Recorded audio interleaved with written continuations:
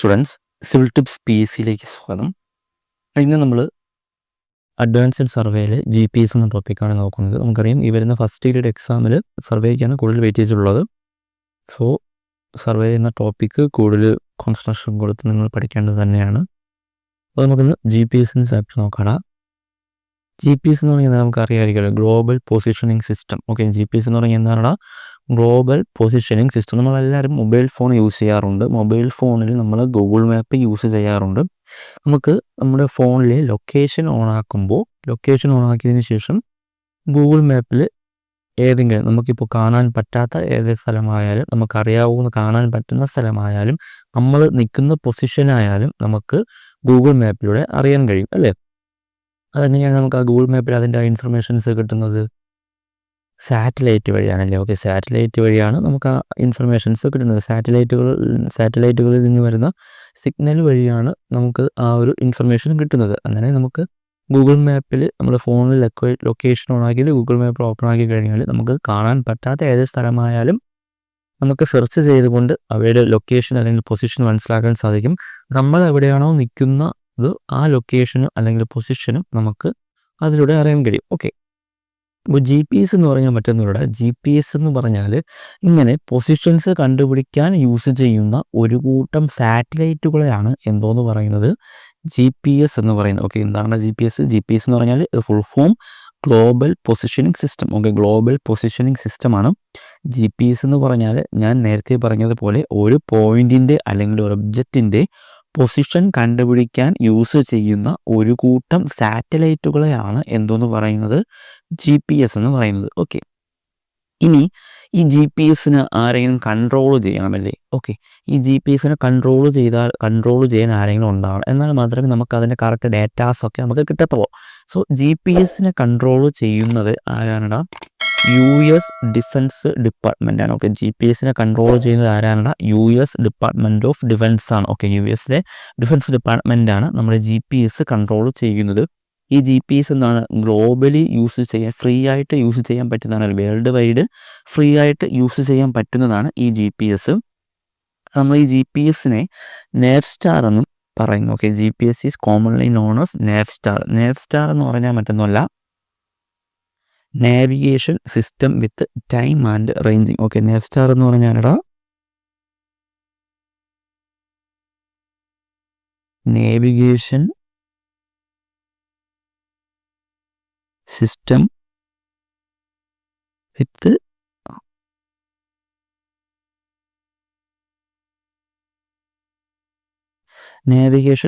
With time and ranging. Okay, Navstar എന്ന് പറഞ്ഞാൽ എന്താണ്?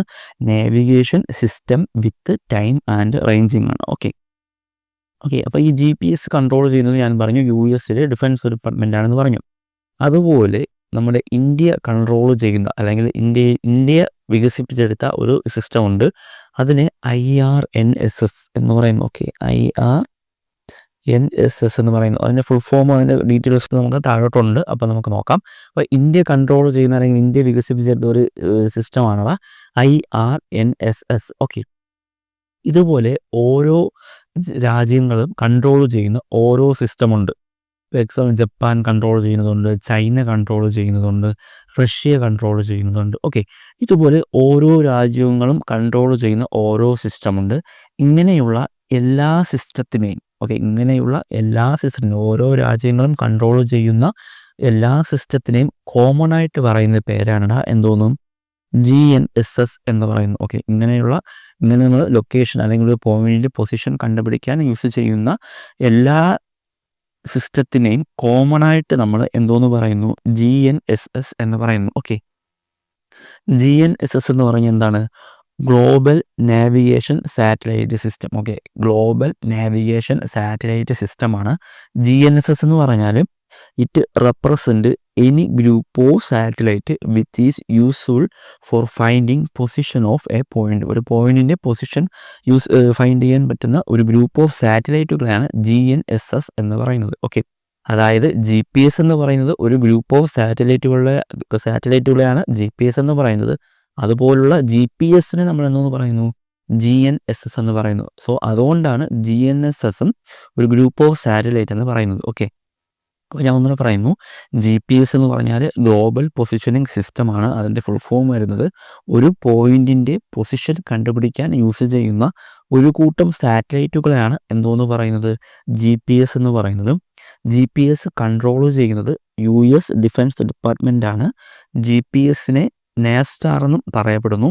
നേവ്സ്റ്റാർ എന്ന് പറഞ്ഞാൽ എന്താണ്, navigation system with time and ranging. ഇനി ഇന്ത്യ കൺട്രോൾ ചെയ്യുന്ന ഒരു സിസ്റ്റമാണ് IRNSS. ഓക്കെ, ഇന്ത്യ കൺട്രോൾ ചെയ്യുന്നതാണ് IRNSS. ഇതുപോലെ ഓരോ രാജ്യവും കൺട്രോൾ ചെയ്യുന്ന ഓരോ സിസ്റ്റമുണ്ട്. ആ സിസ്റ്റത്തിന് എല്ലാം കോമൺ ആയിട്ട് അറിയപ്പെടുന്ന പേരാണ് എന്തോന്നല്ല, GNSS. ഓക്കെ, GNSSൻ്റെ ഫുൾ ഫോം വരുന്നത് global navigation satellite system. Okay, global navigation satellite system. ഇനി നമ്മൾ GPS എവിടെയൊക്കെയാണ് നമ്മൾ യൂസ് ചെയ്യുന്നത്, മിലിറ്ററി പർപ്പസിന് യൂസ് ചെയ്യുന്നു, നാവിഗേഷൻ പർപ്പസിന് യൂസ് ചെയ്യുന്നു, സർവേയിങ്ങിനും യൂസ് ചെയ്യുന്നു. ഈ സർവേയിങ്ങിനും GPS യൂസ് ചെയ്യുന്നത് കൊണ്ടാണ് നമുക്ക് ഇവിടെ പഠിക്കേണ്ടി വരുന്നത്. ഓക്കെ, അപ്പോൾ GPS എവിടെയൊക്കെ യൂസ് ചെയ്യുന്നു, മിലിറ്ററി പർപ്പസിന് യൂസ് ചെയ്യുന്നു, നാവിഗേഷൻ പർപ്പസിന് യൂസ് ചെയ്യുന്നു, സർവേയിങ്ങിന് യൂസ് ചെയ്യുന്നു. ഓക്കെ, ഇനി നമുക്ക് അടുത്ത് നോക്കാനുള്ളതാണ് GPS-ൻ്റെ അഡ്വാൻറ്റേജസ്. ഓക്കെ, അഡ്വാൻറ്റേജസ് വന്നു കഴിഞ്ഞാൽ നമുക്കറിയാം, നമ്മളിപ്പോൾ വേറെ സർവേ ഇൻസ്ട്രുമെൻ്റ് എടുത്ത് നോക്കിക്കഴിഞ്ഞാൽ ഈ ടോട്ടൽ സ്റ്റേഷൻ ടേപ്പ് അതുപോലുള്ള സർവേ ഇൻസ്ട്രുമെൻ്റ് എടുത്ത് നോക്കിക്കഴിഞ്ഞാൽ നമുക്ക് രാത്രിയെ യൂസ് ചെയ്യാൻ പറ്റുമോ, രാത്രി യൂസ് ചെയ്യാൻ പറ്റില്ല. അതുപോലെ തന്നെ മഴയുള്ളപ്പോൾ യൂസ് ചെയ്യാൻ പറ്റില്ല. അതുപോലെ നമുക്കിപ്പം 2 പോയിൻറ്റുകൾ തമ്മിൽ വിസിബിൾ ആയിരിക്കണം, എന്നാൽ മാത്രമേ നമുക്ക് അവരുടെ ഡിസ്റ്റൻസും ആംഗിളൊക്കെ കണ്ടുപിടിക്കാൻ പറ്റത്തുള്ളൂ. സോ ആ ഫെസിലിറ്റീസ് അല്ലെങ്കിൽ അതിനെയൊക്കെ മറികടന്നുകൊണ്ട് GPS നമുക്ക് യൂസ് ചെയ്യാൻ പറ്റും. സോ GPS-ൻ്റെ അഡ്വാൻറ്റേജസ് എന്ന് പറയുന്നത് നമുക്ക് ഡേ ആൻഡ് നൈറ്റ് നമുക്ക് സ്യൂട്ടബിൾ ആണ്. ഓക്കെ, ഡേ ആൻഡ് നൈറ്റ് നമുക്ക് എപ്പോഴും വേണമെങ്കിലും GPS നമുക്ക് യൂസ് ചെയ്യാം.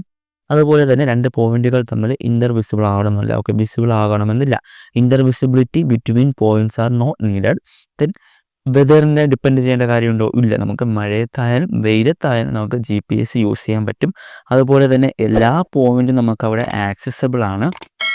ദെൻ 3 ഡയമെൻഷണൽ പൊസിഷനിങ് ഇൻഫർമേഷനാണ് GPS നമുക്ക് പ്രൊവൈഡ് ചെയ്യുന്നത്. ഓക്കെ, GPS നമുക്ക് പ്രൊവൈഡ് ചെയ്യുന്നത് എങ്ങനത്തെ ഇൻഫർമേഷനാണ്, 3 ഡയമെൻഷണൽ പൊസിഷനാണ് നമുക്ക് പ്രൊവൈഡ് ചെയ്യുന്നത്. ദെൻ ഇതിന് നമുക്ക് യൂസേജ് ചാർജ് എന്തെങ്കിലും ഉണ്ടോ, നമുക്ക് എല്ലാവർക്കും വേൾഡ് വൈഡ് ആയിട്ട് GPS ഫ്രീ ആയിട്ട് യൂസ് ചെയ്യാൻ പറ്റും. സോ നോ യൂസേജ് ചാർജ് എന്നതും GPS-ൻ്റെ ഒരു അഡ്വാൻറ്റേജ് ആണ്. ഓക്കെ, ദെൻ അടുത്ത് നോക്കാനുള്ളതാണ് കമ്പോണൻസ് ഓഫ് GPS-ൽ കമ്പോണൻസ് ആണ് നോക്കേണ്ടത്. അതിൽ ആദ്യത്തേതാണ് space segment, then user segment, control segment. Okay, ഏതൊക്കെയാണ്, space segment, user segment, control segment. ഇത് നിങ്ങൾ ഓർമ്മിക്കാനായിട്ട് GPS എന്ന് ഇങ്ങനെ എഴുതുക. ഓക്കെ, GPS-ൽ എസ് എന്താണ്, സ്പേസ് സെഗ്മെൻറ്റ്. ഈ Pയിൽ ഈ ലൈൻ മാറ്റിക്കഴിഞ്ഞാൽ ഒരു U എന്ന് കൺസിഡർ ചെയ്യുക. ഓക്കെ, ഇതൊരു U എന്ന് കൺസിഡർ ചെയ്ത് കഴിഞ്ഞാൽ അത് നമുക്ക് കിട്ടും user segment. Okay, then control system, ഈ Gയിൽ ഈ ഒരു പോർഷൻ മാറ്റി കഴിഞ്ഞാൽ അത് C ആയി. സോ കൺട്രോൾ സെഗ്മെൻറ്റ് എന്ന് ഓർമ്മിക്കുക. ഇത് ഞാനിങ്ങനെ ഈ ഒരു കോഡ് രൂപത്തിൽ പറയാൻ കാരണം നമ്മളിനി റിമോട്ട് സെൻസിങ്ങും GIS-ഉം ഒക്കെ പഠിക്കുമ്പോൾ അതിനും ഇതുപോലെ കമ്പോണൻസ് ഉണ്ട്. സോ അത് തമ്മിൽ മാറിപ്പോകാതിരിക്കാനാണ് ഞാനൊരു കോഡിൽ പറഞ്ഞത്. ഓക്കെ, അപ്പോൾ നിങ്ങൾക്ക് വേറെ എന്തെങ്കിലും ഐഡിയ ഉണ്ടെങ്കിൽ അങ്ങനെ ഓർമ്മിക്കുക. അപ്പോൾ ഈ ഒരു ഐഡിയ ഞാൻ പറഞ്ഞതേ ഉള്ളൂ. ഓക്കെ, അപ്പോൾ GPS എന്ന് പറഞ്ഞാൽ അതിൻ്റെ കമ്പോണൻസ് ഏതൊക്കെയാണ്, space segment, user segment, control segment. Okay, ഇനി നമുക്കിനി ഓരോന്നിനെയും പറ്റി പഠിക്കാം. ആദ്യത്തേതാണ് ഏത്, സ്പേസ് സെഗ്മെൻറ്റ്. ഓക്കെ, സ്പേസ് സെഗ്മെൻറ്റിൽ വരുന്നതാണ് ഈ സ്പേസ് സെഗ്മെൻറ്റ് എന്ന് പറഞ്ഞാൽ നമുക്ക് കണ്ടിന്യൂസ് ആയിട്ട് സിഗ്നൽസ് പ്രൊവൈഡ് ചെയ്യുന്ന സാറ്റലൈറ്റുകളാണ് ഈ സ്പേസ് സെഗ്മെൻറ്റിലൊക്കെ. ശരിക്കും പറഞ്ഞാൽ സാറ്റലൈറ്റാണ് സ്പേസ് സെഗ്മെൻറ്റിൽ വരുന്നത്. ഓക്കെ, കണ്ടിന്യൂസ് ആയിട്ട് നമുക്ക് സിഗ്നൽസ് പ്രൊവൈഡ് ചെയ്യുന്ന അല്ലെങ്കിൽ പാസ് ചെയ്യുന്ന സാറ്റലൈറ്റുകളാണ് ഈ സ്പേസ് സെഗ്മെൻറ്റിലുള്ളത്. അതിൽ GPS-ന് വേണ്ടിയിട്ട് 24 സാറ്റലൈറ്റ് ഉണ്ട്. ഓക്കെ, GPS-ന് വേണ്ടിയിട്ട് GPS-ന് വേണ്ടിയിട്ട് 24 സാറ്റലൈറ്റുകളുണ്ട്. അത് ഇമ്പോർട്ടൻ്റ് ആണ്. 24 സാറ്റലൈറ്റും 6 ഓർബിറ്റലായിട്ടാണ് എർത്തിനെ ചുറ്റുന്നത്. ഓക്കെ, 24 സാറ്റലൈറ്റും 6 ഓർബിറ്റുകളിലായിട്ടാണ് എർത്തിനെ റൊട്ടേറ്റ് ചെയ്യുന്നത്. സോ അപ്പോൾ ഒരു ഓർബിറ്റിൽ എത്ര സാറ്റലൈറ്റ് ഉണ്ടാവും, 4 സാറ്റലൈറ്റ് ഉണ്ടാവും. 6 ഓർബിറ്റിലൂടെയാണ് ഇത് ചുറ്റുന്നത്. സോ ഒരു ഓർബിറ്റിൽ 4 സാറ്റലൈറ്റ് ഉണ്ടാവും. ഓക്കെ, ഇനി ഇത് ചില ക്വസ്റ്റ്യൻസിൽ 24 സാറ്റലൈറ്റ് എന്ന് പറയുന്നത് 21 എന്ന് കാണാറുണ്ട്. 21 എന്ന ഓപ്ഷൻ കണ്ടുവരാറുണ്ട്. അത് മറ്റൊന്നുമല്ല, ഈ 24 എന്ന് പറയുന്നതിൽ 3 എണ്ണം, ഓക്കെ, 24 3 എണ്ണം നമുക്ക് ആക്റ്റീവ് സ്പെയർ സാറ്റലൈറ്റുകളാണ് കണക്കാക്കുന്നത്. ഓക്കെ, 24 3 എണ്ണം ആക്റ്റീവ് സ്പെയർ സാറ്റലൈറ്റുകളാണ് കണക്കാക്കുന്നത്. സോ അതുകൊണ്ടാണ് 21 എന്ന ഓപ്ഷനും വരുന്നത്. ഓക്കെ, നിങ്ങൾ 24 എന്ന ഓപ്ഷൻ ഉണ്ടെങ്കിൽ അത് തന്നെയാണ് ആൻസർ. 24 ഇല്ലാതെ 21 വരികയാണെങ്കിൽ അത് നിങ്ങൾ പിക്ക് ചെയ്യേണ്ടതാണ്. ഓക്കെ, സോ അങ്ങനെ നമ്മൾ സാറ്റലൈറ്റ് സ്പേസ് സെഗ്മെൻറ്റിൽ 24 സാറ്റലൈറ്റ് ഉണ്ട്. 24 സാറ്റലൈറ്റും 6 ഓർബിറ്റുകളിലായിട്ടാണ് എർത്തിനെ റൊട്ടേറ്റ് ചെയ്യുന്നത്. അവിടുത്തെ ആ ഓർബിറ്റിൻ്റെ ആംഗിൾ എന്ന് പറയുന്നത് എത്രയാണ്? 55 ഡിഗ്രി. ഓക്കെ, ഇക്വേറ്ററുമായിട്ട് 55 ഡിഗ്രിയിലാണ് ഓരോന്നും ഇരിക്കുന്നത്. ദെൻ അതിൻ്റെ ആൾട്ടിറ്റ്യൂഡ് എന്ന് പറയുന്നത് 20,200 കിലോമീറ്റർ ആണ്. ഓക്കെ, 20,200 കിലോമീറ്റർ ആണ്. ദെൻ നമുക്ക് പറയാം ഈ സാറ്റലൈറ്റ് എപ്പോഴും ഇത് സിഗ്നൽസ് പാസ് ചെയ്തുകൊണ്ടിരിക്കും. ഓക്കെ, ഈ സിഗ്നൽസ് വഴി നമുക്ക് എന്തൊക്കെ ഡേറ്റ ഫയലാണ് നമുക്ക് കിട്ടുന്നത്? നമുക്ക് ആ സാറ്റലൈറ്റിൻ്റെ അല്ലെങ്കിൽ ആ സിഗ്നലിൻ്റെ ടൈമും പൊസിഷനും നമുക്ക് ആ ഒരു സിഗ്നൽ വഴി കിട്ടും. ആ സിഗ്നൽ റിസീവ് ചെയ്യുന്ന കാര്യങ്ങളൊക്കെ ഉണ്ട്. അത് നമുക്ക് അടുത്ത യൂസർ സെഗ്മെൻറ്റിലാണ് പഠിക്കുന്നത്. ഇപ്പോൾ ഈ സ്പേസ് സെഗ്മെൻറ്റിൽ സാറ്റലൈറ്റുകളെ പറ്റിയാണ് പറയുന്നത്. സ്പേസ് സെഗ്മെൻറ്റിൽ 24 സാറ്റലൈറ്റ് ഉണ്ട്. അതിൽ 6 ഓർബിറ്റുകളായിട്ടാണ് റൊട്ടേറ്റ് ചെയ്യുന്നത്. ആംഗിൾ നമ്മൾ പറഞ്ഞു എത്രയാണ്? 55 ഡിഗ്രി. അതിൻ്റെ ഓൾട്ടിറ്റ്യൂഡ് എത്രയാണ്? 20,200 കിലോമീറ്റർ. ഇനി നമ്മൾ ഈ സാറ്റലൈറ്റുകൾ പാസ് ചെയ്യുന്ന സിഗ്നൽസിൽ എന്തൊക്കെ ഡേറ്റാസാണ് ഉൾപ്പെടുന്നത്? ആ സാറ്റലൈറ്റ് സ്റ്റാർട്ട് ചെയ്ത ആ സാറ്റലൈറ്റിൻ്റെ സിഗ്നൽ സ്റ്റാർട്ട് ചെയ്ത സമയമുണ്ട്. ദെൻ അതുപോലെ ആ സാറ്റലൈറ്റിൻ്റെ പൊസിഷൻ.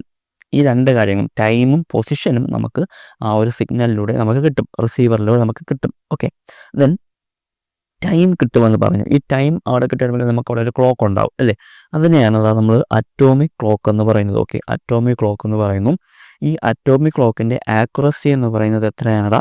3 നാനോ സെക്കൻഡ് ആണ്. ഓക്കെ, അറ്റോമിക് ക്ലോക്കിൻ്റെ ആക്യുറസി എന്ന് പറയുന്നത് എത്രയാണ്?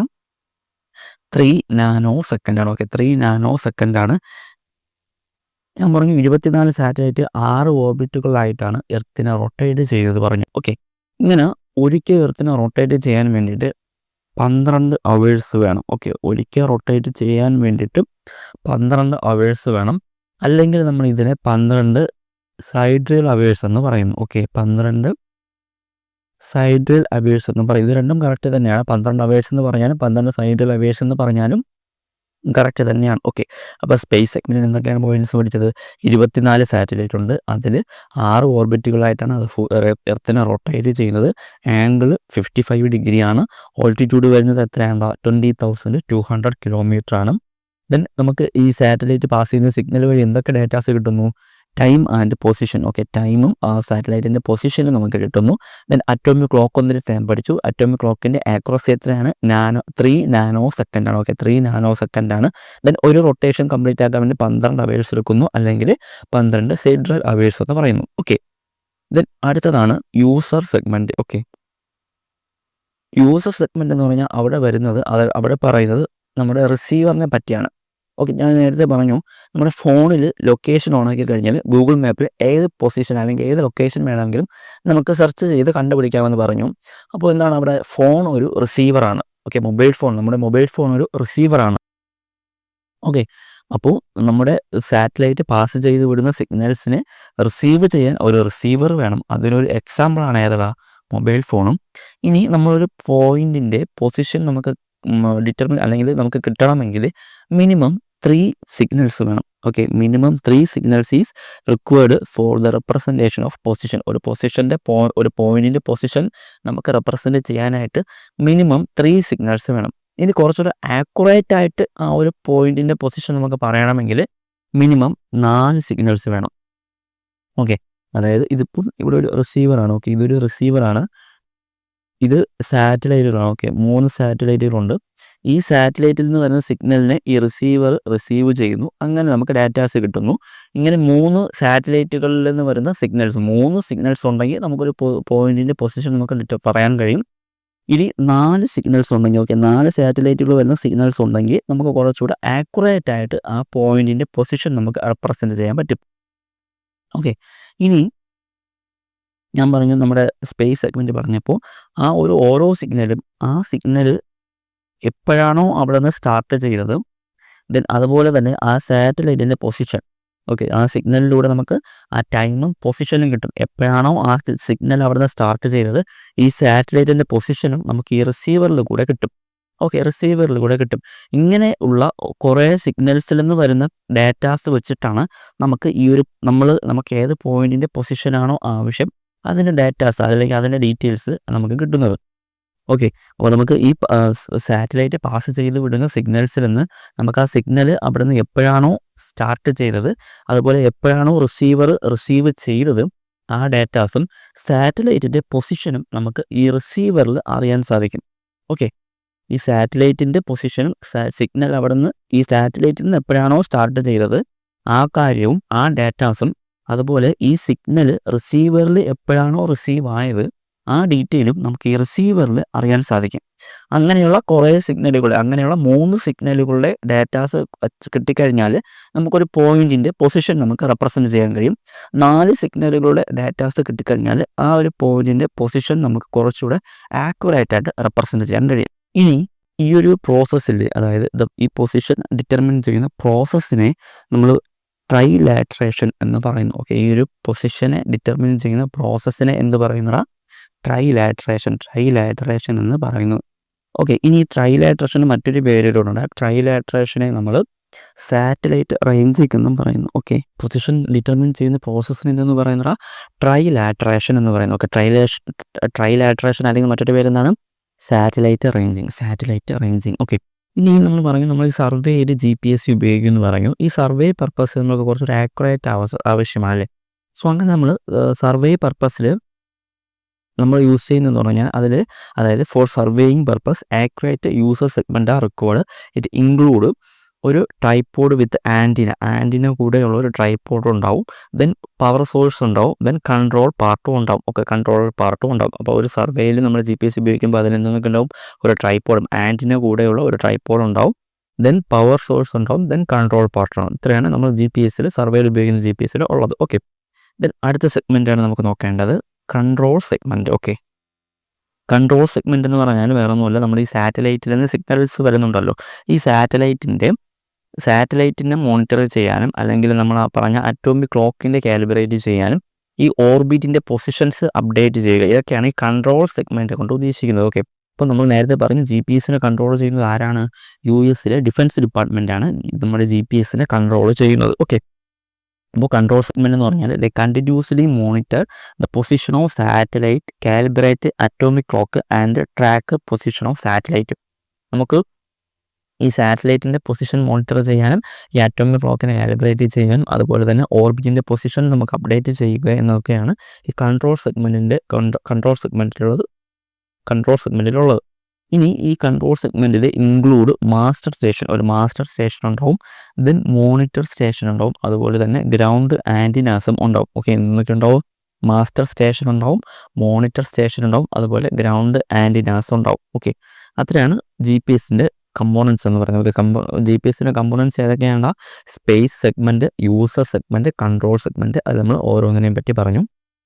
ദെൻ ഇനി അടുത്ത് നമുക്ക് നോക്കാനുള്ളതാണ് DGPS. ഓക്കെ, DGPS എന്ന് പറഞ്ഞാൽ നമ്മുടെ ഈ GPS-ൻ്റെ തന്നെ കുറച്ചുകൂടെ അപ്ഡേറ്റഡ് ആയ ഒരു വേർഷനാണ്. ഓക്കെ, നമ്മുടെ GPS-ന് തന്നെ കുറച്ചുകൂടെ അപ്ഡേറ്റഡ് ആയ ഒരു വേർഷനാണ് DGPS എന്ന് പറഞ്ഞാൽ differential global positioning system. Okay, DGPS എന്ന് പറഞ്ഞാൽ എന്താണ്? Differential global positioning system. ഇവിടെ നമ്മൾക്കിപ്പോൾ GPS-ലാണെങ്കിൽ നമ്മളിപ്പോൾ നമ്മുടെ മൊബൈൽ ഫോണിലായാലും ലൊക്കേഷൻ ഓൺ ചെയ്ത് നമ്മൾ ഗൂഗിൾ മാപ്പിൽ ഒരു ഒബ്ജക്റ്റ് അല്ലെങ്കിൽ ഒരു ലൊക്കേഷൻ സെർച്ച് ചെയ്ത് കഴിഞ്ഞാൽ അതിൻ്റെ ആക്യുറസി എന്ന് പറയുന്നത് 20 മീറ്ററൊക്കെ ആയിരിക്കും. ഓക്കെ, 20 മീറ്ററൊക്കെ ആയിരിക്കും ആക്യുറസി കാണത്തുള്ളൂ. അങ്ങനെ DGPS-ലോട്ട് വരുമ്പോൾ നമ്മളിവിടെ ചെയ്യുന്നതെന്ന് പറഞ്ഞാൽ ഈ ഒരു പോയിന്റിൻ്റെ പൊസിഷനാണ് നമുക്ക് കണ്ടുപിടിക്കേണ്ടതെന്ന് വെക്കുക. ഓക്കെ, ഇവിടെ ഒരു റിസീവർ ഉണ്ട്. ഈ ഒരു പോയിന്റിൻ്റെ പൊസിഷൻ അല്ലെങ്കിൽ ലൊക്കേഷനാണ് നമുക്ക് കണ്ടുപിടിക്കേണ്ടത്. അതിനു വേണ്ടിയിട്ടും നമ്മൾ റെഫറൻസ് പോയിന്റ് എടുക്കും. അതായത് ഈ ഒരു പോയിന്റ്, ഇവിടെ ഒരു റിസീവർ ഉണ്ട്, ഈ ഒരു പോയിന്റിൻ്റെ ലൊക്കേഷൻ, എക്സാക്റ്റ് പൊസിഷൻ അല്ലെങ്കിൽ ലൊക്കേഷൻ നമുക്കറിയാം. ഓക്കെ, അതിന് നമ്മൾ റെഫറൻസ് അല്ലെങ്കിൽ ബേസ് സ്റ്റേഷൻ എന്ന് പറയുന്നു. ഓക്കെ, ഈ നമുക്ക് അറിയാമെന്നുള്ള പോയിന്റിനെ റെഫറൻസ് ഓർ ബേസ് സ്റ്റേഷൻ എന്ന് പറയുമ്പോൾ നമുക്ക് ഏത് പോയിൻ്റാണോ നമുക്ക് അറിയാമെന്നുള്ളത്, അതിൻ്റെ ലൊക്കേഷൻ നമുക്ക് എക്സാക്റ്റായിട്ട് അറിയാവുന്നത് ഏത് പോയിൻ്റാണോ ആ പോയിന്റിന് നമ്മൾ റെഫറൻസ് അല്ലെങ്കിൽ ബേസ് സ്റ്റേഷൻ എന്ന് പറയുന്നത്. ഓക്കെ, റെഫറൻസ് അല്ലെങ്കിൽ ബേസ് സ്റ്റേഷൻ എന്ന് പറയുന്നു. ആ പോയിന്റിലും നമ്മളൊരു റിസീവർ വയ്ക്കും. ഓക്കെ, ആ പോയിന്റിൽ നമ്മൾ റിസീവർ വയ്ക്കും. ദെൻ അതിനുശേഷം നമ്മൾ സാറ്റലൈറ്റിൽ നിന്ന് വരുന്ന സിഗ്നൽസ് വെച്ച് നമ്മൾ ഈ പോയിന്റിൻ്റെ, നമുക്കറിയാവുന്ന പോയിന്റിൻ്റെ ലൊക്കേഷൻ അല്ലെങ്കിൽ പൊസിഷൻ നമ്മൾ കണ്ടുപിടിക്കുമ്പോൾ അവിടെ എന്തെങ്കിലും ഇറർ ഉണ്ടെങ്കിൽ നമുക്കറിയാൻ പറ്റുമല്ലേ. നമുക്ക് സാറ്റലൈറ്റിൽ നിന്ന് വരുന്ന സിഗ്നൽസ് വെച്ചിട്ട് നമുക്കറിയാവുന്ന ഒരു പോയിന്റിൻ്റെ എക്സാക്റ്റ് ലൊക്കേഷൻ നമ്മൾ നോക്കുമ്പോഴത്തേക്കും അവിടെ എന്തെങ്കിലും ഇറർ ഉണ്ടെങ്കിൽ നമുക്കറിയാം. അതായത് ഞാൻ പറഞ്ഞു GPS വഴി നമുക്ക് 20 മീറ്റർ ആക്യുറസിയിലേക്ക് കിട്ടത്തുള്ളൂ. അപ്പോൾ അവിടെ ഉണ്ടാകുന്ന ഇറർ നമുക്ക് അറിയാൻ സാധിക്കും. ഇനി നമുക്ക് ഏത് പോയിന്റിൻ്റെ ലൊക്കേഷനാണോ അല്ലെങ്കിൽ പൊസിഷനാണോ നമുക്ക് കണ്ടുപിടിക്കേണ്ടത്, അതിനെ നമ്മൾ റോവർ സ്റ്റേഷൻ എന്ന് പറയുന്നു. ഓക്കെ, എന്താണ്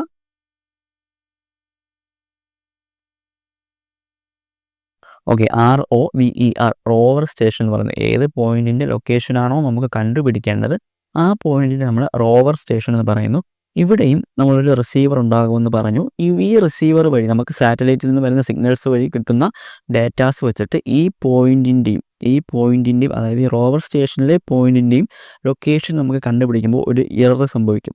സോ ഇവിടെ ഉണ്ടാകുന്ന ഇററും, അതായത് നമുക്ക് അറിയാവുന്ന ലൊക്കേഷൻ അല്ലെ അറിയാവുന്ന പോയിന്റിൽ സംഭവിക്കുന്ന ഇററും നമുക്ക് കണ്ടുപിടിക്കേണ്ട പോയിന്റിൻ്റെ ഇററും സെയിം ആയിരിക്കും. സോ ഈ ഇറർ എത്രയാണോ ആ ഇറർ നമ്മളിവിടെ അപ്ലൈ ചെയ്യുമ്പോൾ ഈ പോയിന്റിൻ്റെ എക്സാക്റ്റ് പോയിന്റും അല്ലെങ്കിൽ എക്സാക്റ്റ് ലൊക്കേഷനും നമുക്ക് കണ്ടുപിടിക്കാൻ കഴിയും. അതാണ് ഈ DGPSലൂടെ ചെയ്യുന്നത്. അതായത് DGPSൽ മിനിമം 2 റിസീവർ ഉണ്ടാവും. ഓക്കെ, നമുക്ക് ഏത് പോയിന്റാണോ കണ്ടുപിടിക്കേണ്ടത് അവിടെ ഒരു റിസീവർ ഉണ്ടാവും.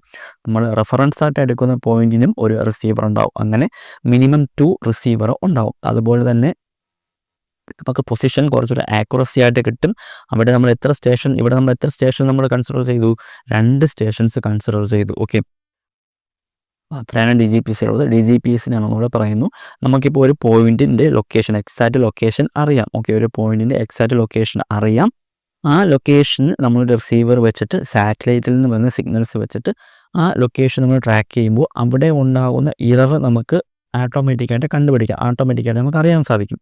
സോ ആ ഇറർ നമുക്ക് ഏത് പോയിന്റിൻ്റെ എക്സാക്റ്റ് ലൊക്കേഷനാണോ കണ്ടുപിടിക്കേണ്ടത് അവിടെ നമ്മൾ ആ ഇറർ അപ്ലൈ ചെയ്യുമ്പോൾ ഈ കണ്ടുപിടിക്കേണ്ട പോയിന്റിൻ്റെയും ലൊക്കേഷൻ നമുക്ക് അറിയാൻ സാധിക്കും.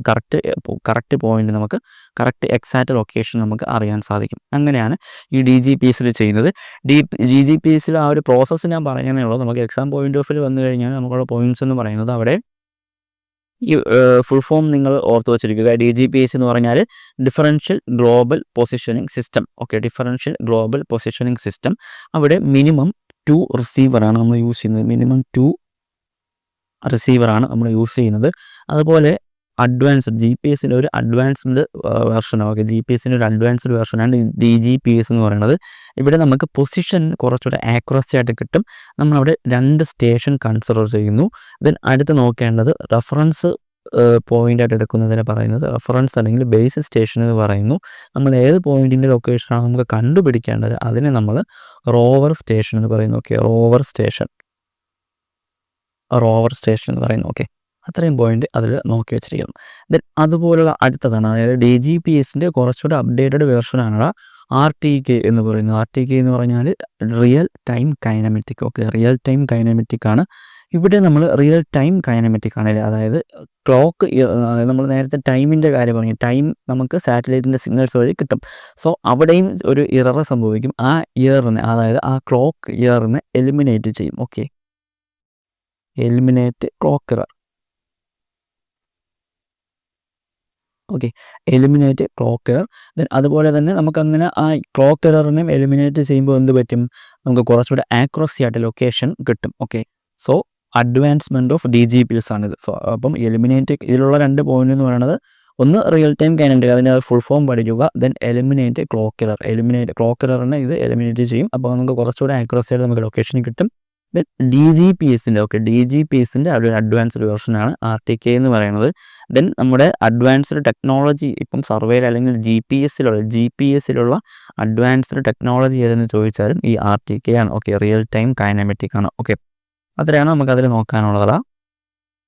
ദെൻ നെക്സ്റ്റ് ആണ് നാവിഗേഷൻ സിസ്റ്റം. അതായത് ഞാൻ തുടക്കത്തിൽ പറഞ്ഞു, ഓരോ GNSS, ഒരു കൂട്ടം സാറ്റലൈറ്റുകളെ നമ്മൾ GNSS എന്ന് പറയുന്നു. GPS എന്ന് പറയുന്നത് ഒരു GNSS ആണ്.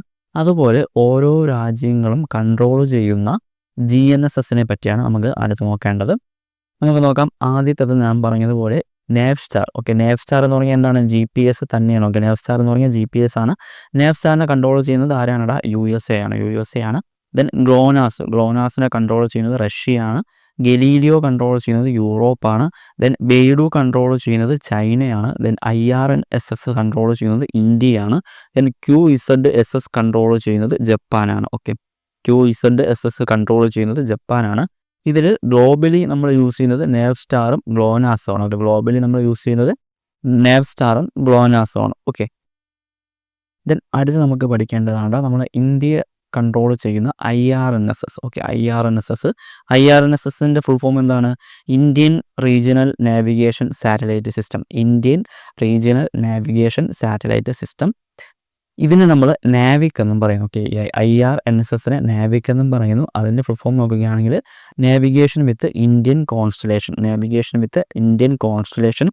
ഇവിടെ it is in regional navigation system that provide accurate real time position service developed by ISRO. ഇത് ISRO ആണ് ഡെവലപ്പ് ചെയ്തത്. ISRO ആണ് കൺട്രോൾ ചെയ്യുന്നത്. ഇനി ഇതിൻ്റെ ഏരിയ, അതായത് ഇതിൻ്റെ ലൊക്കേഷൻ നമുക്ക് കിട്ടുന്നത് ഇന്ത്യക്കും കിട്ടും. ഇന്ത്യക്ക് ചുറ്റുമുള്ള ഒരു 1500 കിലോമീറ്ററുള്ള ഏരിയസിലുള്ള പോയിന്റിൻ്റെ ലൊക്കേഷൻ നമുക്ക് ട്രാക്ക് ചെയ്യാൻ പറ്റും. ഓക്കെ, അതാണ് പറയുന്നത്. The service is extended up to 1500 kilometre in the surroundings of India. ഇന്ത്യയിലുള്ള പോയിന്റ്സ് കിട്ടും. ഇന്ത്യക്ക് ചുറ്റും ഒരു 1500 കിലോമീറ്റർ ചുറ്റളവിലുള്ള ഒരു പോയിന്റ്സിൻ്റെ എക്സാക്ട് ലൊക്കേഷൻ നമുക്ക് ഈ IRNSSലൂടെ കണ്ടുപിടിക്കാൻ പറ്റും. ഇനി ഇവിടെയും സാറ്റലൈറ്റ് കാണുന്നത്. ഇവിടുത്തെ സാറ്റലൈറ്റ് 7 സാറ്റലൈറ്റാണ് ഉള്ളത്. ഓക്കെ, ഈ IRNSSൽ 7 സാറ്റലൈറ്റാണ് ഉള്ളത്. ഓക്കെ, അപ്പോൾ ഇത്രയാണ് IRNSSൽ നോക്കാനുള്ളത്. നമ്മുടെ GPS എത്ര സാറ്റലൈറ്റ് ആണുള്ളത്? 24 സാറ്റലൈറ്റാണ്. ഈ GPS-ൻ്റെ കാര്യത്തിൽ നമ്മളവിടെ ഓർബിറ്റിൻ്റെ കാര്യവും പറയുന്നു. ഇവിടെ നമ്മൾ ഓർബിറ്റിൻ്റെ കാര്യം പറയുന്നില്ല. ഓർബിറ്റ് ഉണ്ട്, നമുക്ക് അതൊരു എക്സാം പോയിന്റ് ഓഫ് വ്യൂ അത് നോക്കുന്നില്ല. ഓക്കെ, അപ്പം GPS-ൽ 24 സാറ്റലൈറ്റുകൾ 6 ഓർബിറ്റുകളായിട്ടാണ് റൊട്ടേറ്റ് ചെയ്യുന്നത്.